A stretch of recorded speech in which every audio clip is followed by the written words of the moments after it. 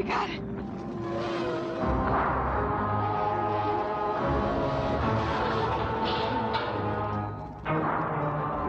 In 1984, film audiences were introduced to a new kind of villain. You're terminated.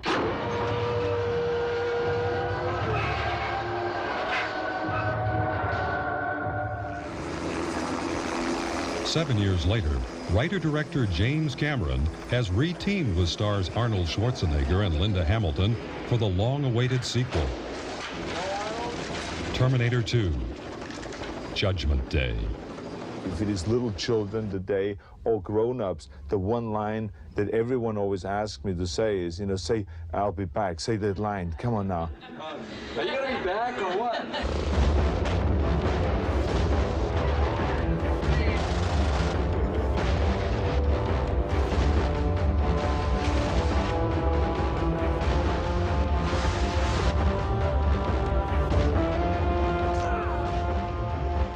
I'm a cybernetic organism. Cyberdyne Systems Model 101.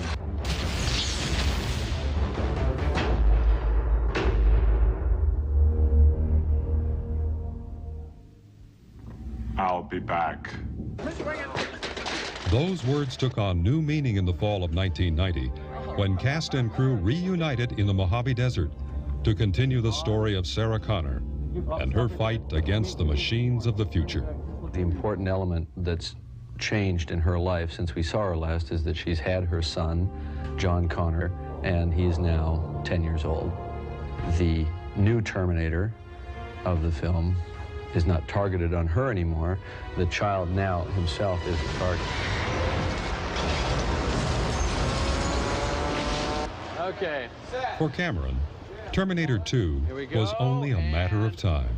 Action! It was inevitable that a Terminator sequel would get made, and I wanted to be at the helm.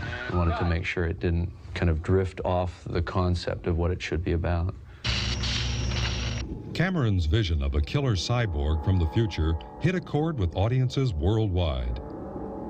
The Terminator represented something to people, a kind of a dark side of the human psyche. People want to have that fantasy of being able to do exactly what they wanted to do whenever they wanted to do it. I need your clothes, your boots, and your motorcycle.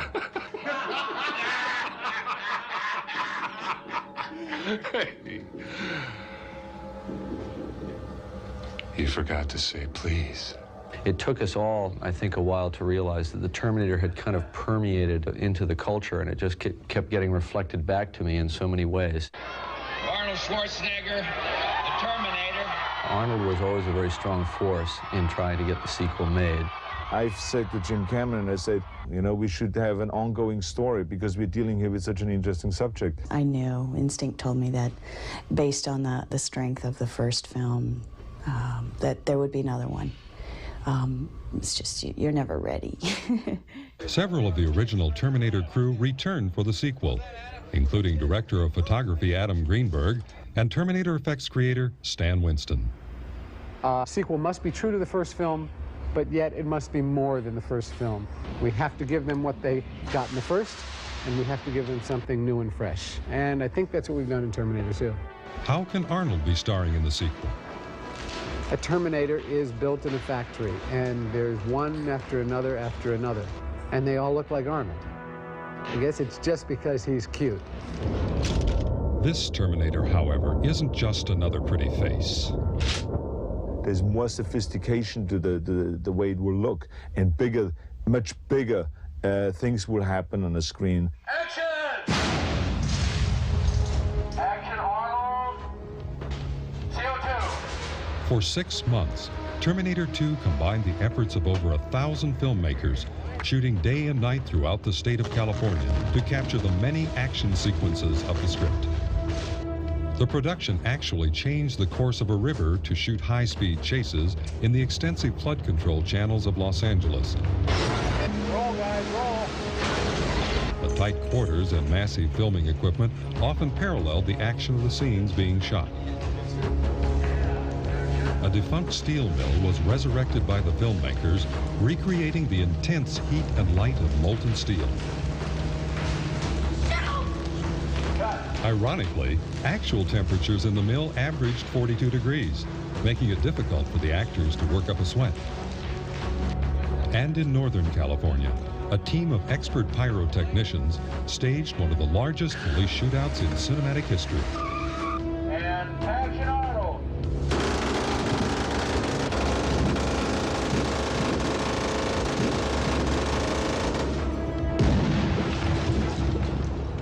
Arnold, tell me that wasn't a rush.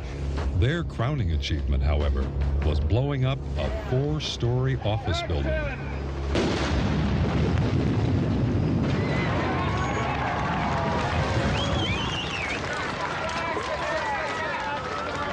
Were we supposed to roll? That was a rehearsal. I was waiting for your cue, Jim. Arnold and I working together, it's just like it was on the first picture. He's one of the most professional people I've ever worked with. He has incredible concentration. He takes physical direction like no actor I've ever worked with. And it's really a joy to work with him. Yeah, exactly. Really part of the shoot. It was before my method acting seminar. Although then, in 1984, he paid a lot of attention to the acting, he pays much more attention to the acting now. The way he goes about directing actors, how much time he spends with rehearsals, how much time he spends with perfection and with moves and gestures. I think you both go, and then freeze. So I would say that in that area, he's much smarter and much more sophisticated. I mean, he wants to do basically everything because he has such a clear vision of what he wants to see. And see him ending up running with the smoke machine and creating smoke in front of the camera and then putting on blood and trying to do your makeup. That's why people always say that a Jim Cameron movie has a certain look, because it's a total representation of what he wants to see. Long before the cameras roll, Cameron and crew are hard at work, designing sequences and testing ideas in a unique mix of filmmaking and science. I do a lot of visual research, I do a lot of technical research. The more fantastic the subject, the more realistic the situation needs to be. Using extremely detailed models, Cameron designed sequences with the aid of a thumb-sized video camera. By blocking the scene in miniature, production designer Joe Nemec can alter a location or set to meet the specific needs of the scene.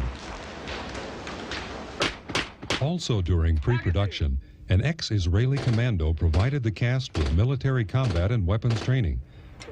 Since the character of Sarah has become an expert marksman, Linda was required to master a variety of guns and assault rifles.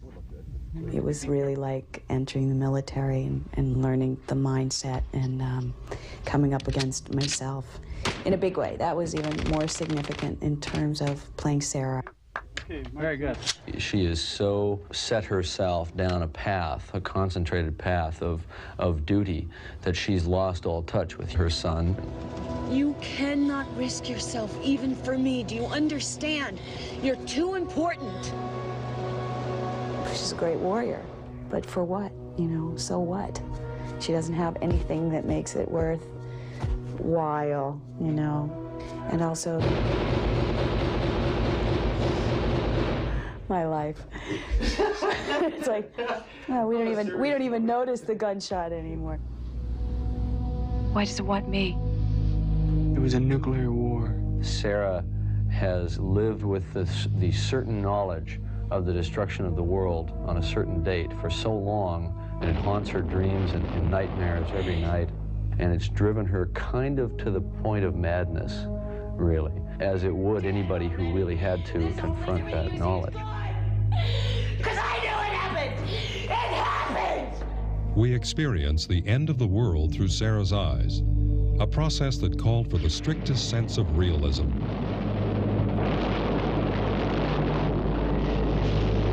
But even more powerful and haunting are Sarah's visions of the people. And he comes down, and action, he jumps off and covers up. Oh, stop. What'd you do? See Commando 10 times? When we had to create ashen bodies that were going to be blown away by a nuclear holocaust, it was very unsettling.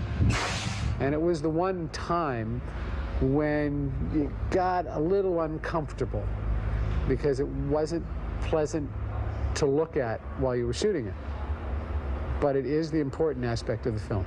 Judgment Day, the day Sarah was told the war would start, clearing the path for humanity's successor. The machines. Future War.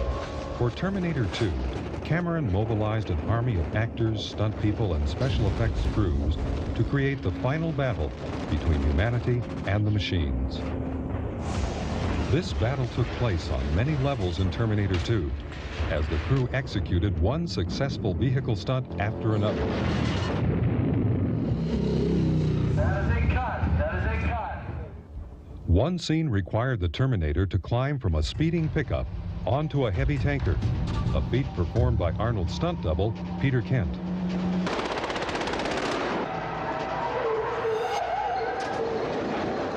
After a successful spin-out, the truck was rolled onto its side and dragged by a team of tractors. Peter rode the sliding tanker like a surfboard.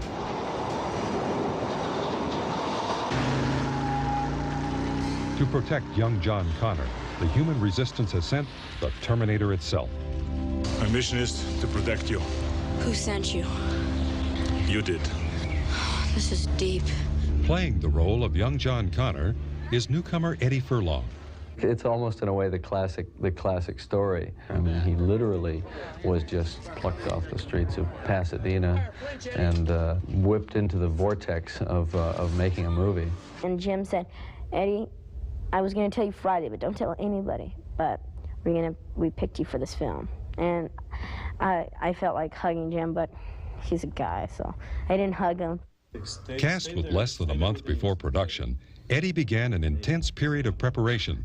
In addition to his regular education, he received physical training, acting lessons, and motorcycle classes. Funny thing is, I'm sure it's nothing like anything he ever expected, and it's a total left turn in his life.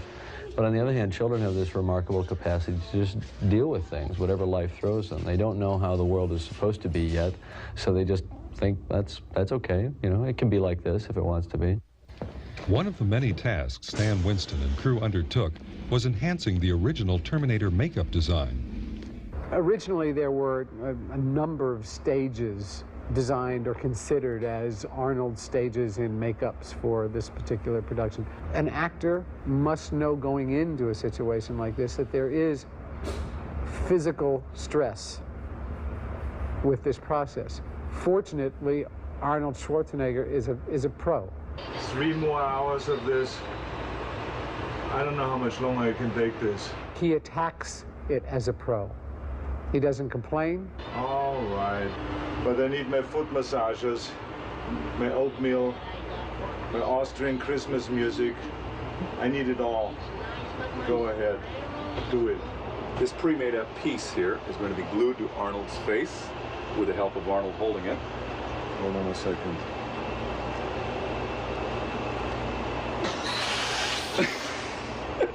Okay, now. It's the glue we use. It makes these arms pop up and get all swollen. On days when the makeup doesn't turn out 100%, I just sneak by the camera and rub a little Vaseline on the lens, and then everything looks fine. But don't tell the DP that. He gets really upset.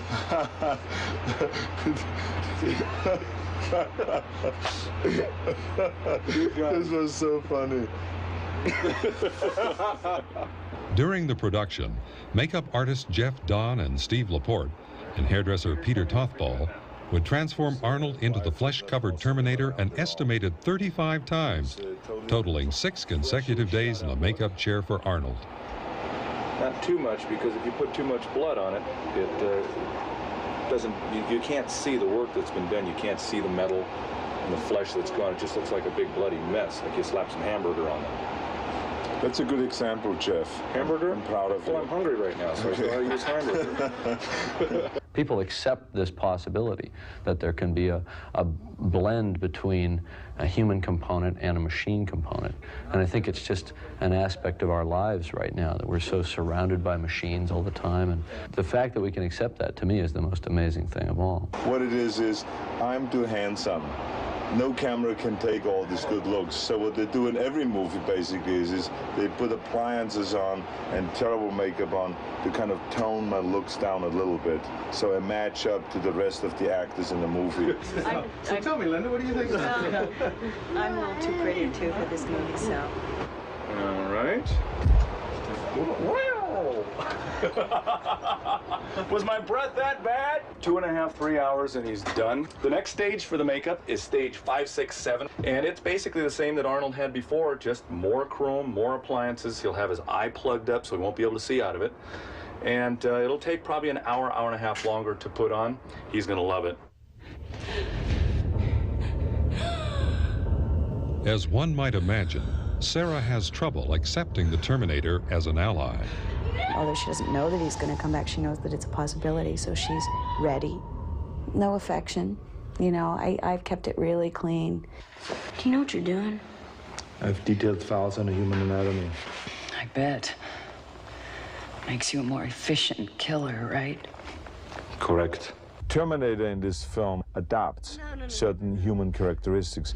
You gotta listen to the way people talk. If someone comes up to you with an attitude, you say, "Hasta la vista, baby." Hasta la vista, baby. That character slowly develops by the very fact of hanging around a human being. Jesus, you were gonna kill that guy. Of course, I'm a Terminator. Listen to me very carefully, okay? You're not a Terminator anymore, all right? And all that registers, and I start dealing with all those kind of emotions. The Terminator sent to kill young John is unlike any killing machine ever imagined. I call him a mimetic polyalloy, meaning that he's made of a substance that can imitate anything. Playing the T-1000 is Robert Patrick.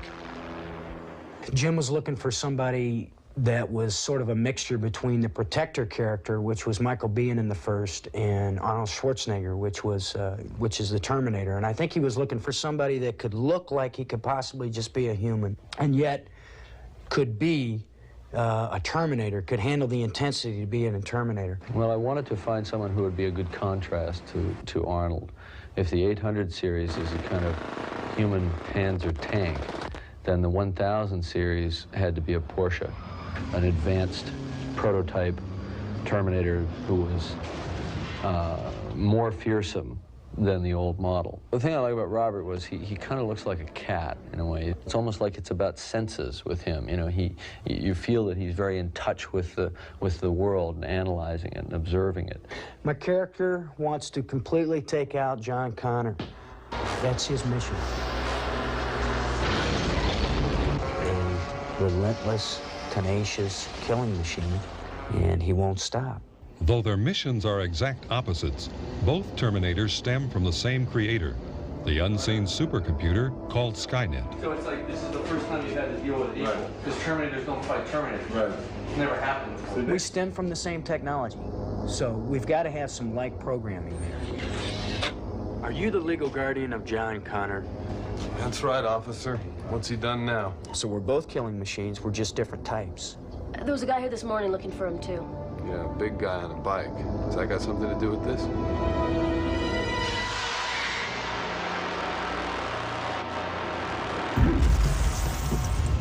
The new Terminator, really, with his new capabilities, is much more threatening.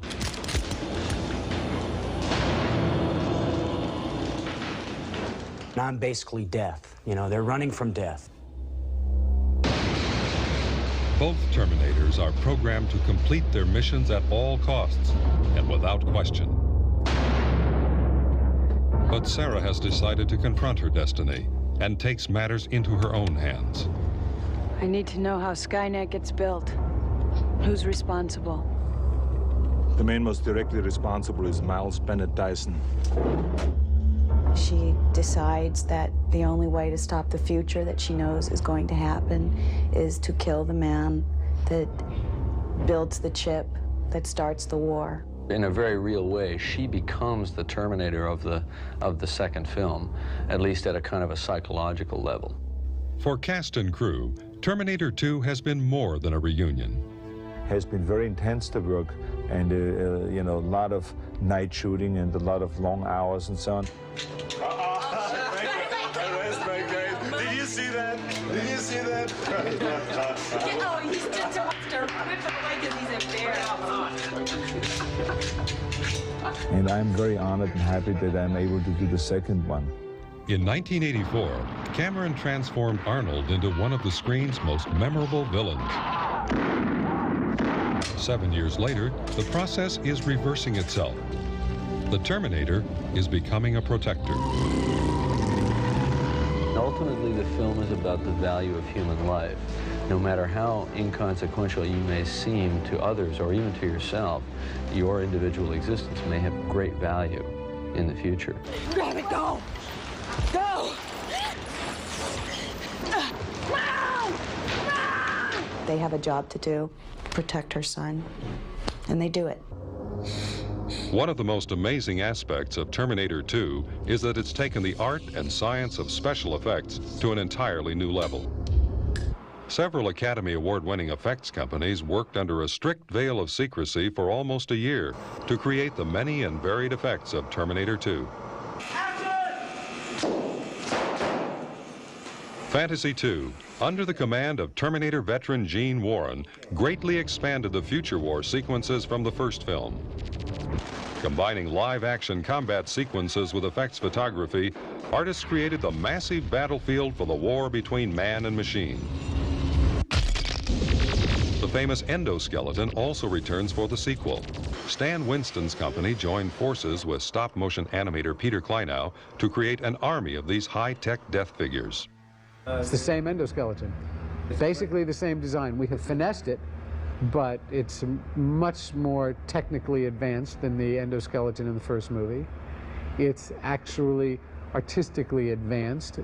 They can do more. There's more life to these endoskeletons. But redesigning the original endoskeleton was only the beginning for Stan Winston and staff. In this particular movie, we had to duplicate every principal actor animatronically. In the scene where the Terminator must force his way past a SWAT firing squad, Stan was called upon to create an Arnold double that could withstand a barrage of gunfire. There's nothing that we can do that will actually duplicate living things. We can come close, but we can't do it exactly. It's incredible, huh? It's looking good. It's looking good. For this, considering the fact that it's going to be good shots, it'll only be on Christmas. We are making animatronic duplications of living things. 2, 3, 4. Perfect. Lighten up. Very nice. It's just a movie. What? Okay, you don't get paid. So what? I make it for you, okay? Relax.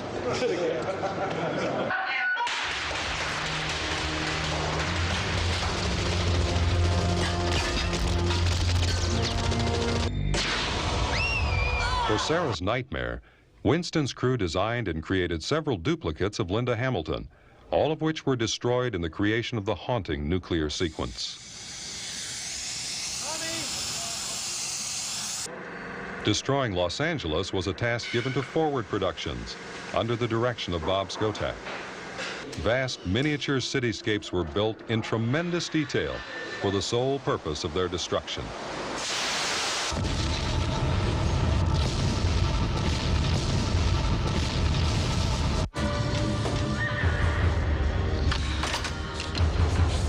But the truly revolutionary effects involved creating the T-1000, the deadliest machine ever built.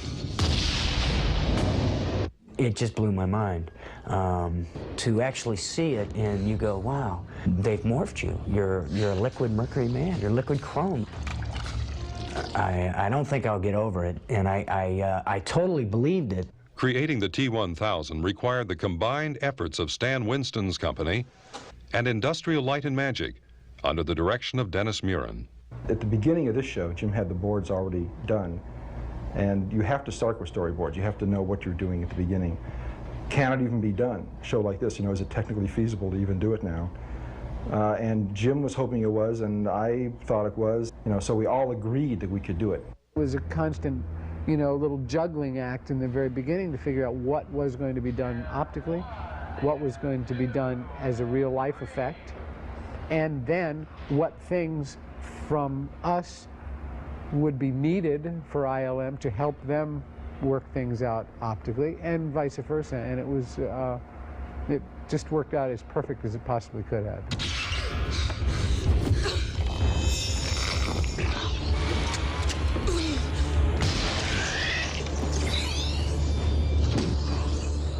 When the T-1000's abilities went beyond what was possible with animatronics, makeup, and prosthetics, ILM was given the task of creating the effects optically, literally redefining state-of-the-art for computer animation. Computer-generated images are a way of coming up with new effects, especially when we've been doing traditional effects for 80 years. And you're starting to see, I think, a lot of sort of the limits of traditional effects, sort of the, you know, it's very hard to use the same tools and do the different things all the time. Dennis and I sat down and conceived the process, and we sort of decided to concentrate on the Robert Patrick form, because Robert is the T-1000. We decided we're going to study his body, we're going to watch his movements, we're going to find a way to capture his quality, the way he walks, the way he runs, the way he behaves, the way his body changes shape. And that was, for us, was going to be the key that drove our visual approach to the whole T-1000. At the making of the models, the studying Robert Patrick, we got Robert, and he was up here, and we painted a grid on him and shot a lot of footage of him, and we could see how the grid moved as his muscles moved and his bodies moved around. That was way back in the beginning of the show. And so that gives you an extremely powerful guide for creating a real Robert Patrick walk, a real Robert Patrick run, which is in fact the T-1000 walk, the T-1000 run. So it's absolutely critical to our whole process. We're trying to always duplicate human beings. Everybody's shooting for human beings. This is really the first successful step to adding real life to an otherwise inanimate piece of geometry. You know, it's the wrinkles, you know, it's the slight mannerisms of the eyes and the hands and stuff, just like a real human. That's the kind of thing, that's the extra step we wanted to take. We were destined to do that or nothing. We knew that other people had come so far, we wanted to go beyond that. I dabbled in this a little bit in The Abyss with the water tentacle that formed the faces of Ed Harris and Mary Elizabeth Mastrantonio. And that proved to be very compelling imagery that people remembered indelibly from that movie. So that kind of encouraged me to take it a step further, or many steps further. As on The Abyss, ILM employed a revolutionary laser scanning process to capture Robert Patrick's movements and form. And one of the most powerful ways, or one of the most exciting ways to use it, is to get people's facial expressions into the computer. I'm sitting in a chair, you know, like this, and I can't move this way, I can't move this way. I've got to stay totally controlled, hit this emotion, and lock on this expression, you know, like, We can reconstruct the actor's face. It's a very free process. You can sort of go with what's happening and digitize those expressions as you wish. And we can immediately work with them, animate, model, create human, very realistic, very strong human faces.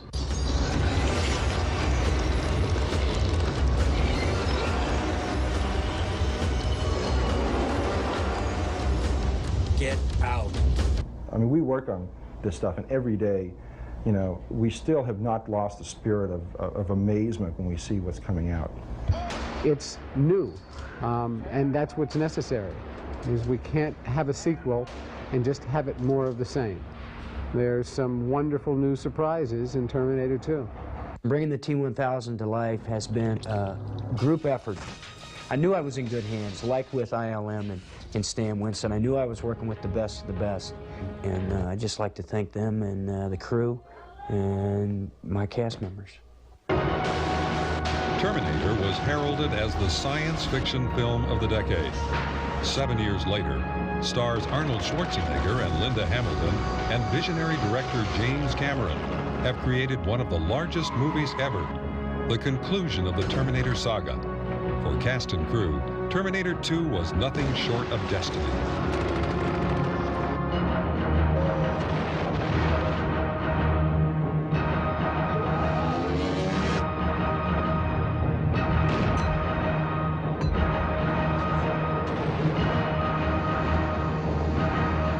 Hasta la vista, baby.